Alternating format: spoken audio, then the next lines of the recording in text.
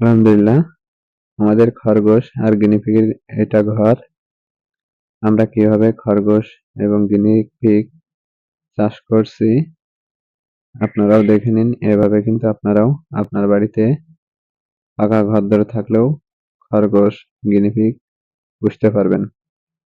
আমাদের খরগোশ বাচ্চা করেছে, 3টা ধাড়ি বাচ্চা করেছে। আমরা আজকে একটা ধাড়ির বাচ্চা দেখবো কয়টা হলো।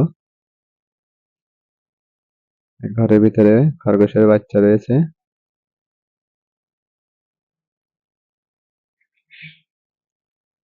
আর গর্তের মুখের থেকে মাটি সরানোর চেষ্টা হচ্ছে বলে ও ডিস্টার্ব বোধ মনে করছে, মোটেই সরাতে দিচ্ছে না, আর বাচ্চা ধরতে দেবে না। দেখুন কত সুন্দর বাচ্চা, ইনশাল্লাহ কত সুন্দর, খুব সুন্দর একটি বাচ্চা। আমরা দেখবো আরো কয়টা বাচ্চা আছে, কয়টা বাচ্চা পেড়েছে সে।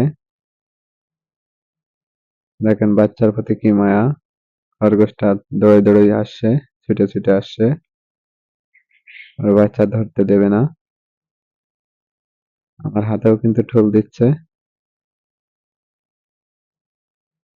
বাচ্চাগুলো খুব ছটফট করছে, দেখেন মা ঝাড়ি দিচ্ছে, আমাদের বাচ্চাগুলো ধরতে দেবে না।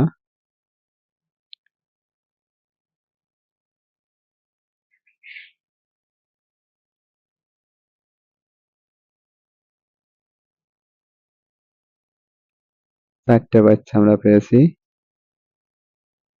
এই ধাড়িটি 4টে বাচ্চা করেছে, আরো 3টি ধাড়ির বাচ্চা আছে, আমরা ওইগুলো আর দেখবো না। আপনারা